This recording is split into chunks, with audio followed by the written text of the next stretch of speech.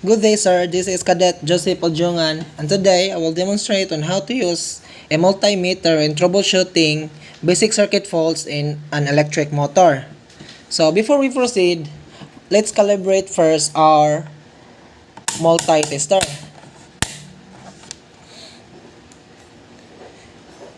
Make sure the pointer will point at exactly 0 ohms.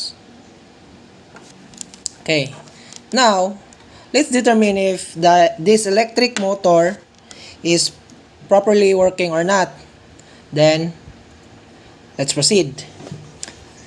To determine, measure the both end of the wire of the electric motor. If the pointer moves, which means there is a continuation on this electric motor. Next will be to test the both wires of positive and negative.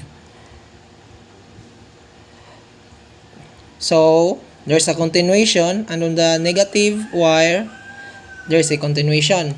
Now let's determine if this electric motor is grounded or not through measuring the electric wire and the body of the electric motor. If the pointer don't move, which means the electric motor is not grounded and in good condition. And that is how you determine if the electric motor is grounded or not.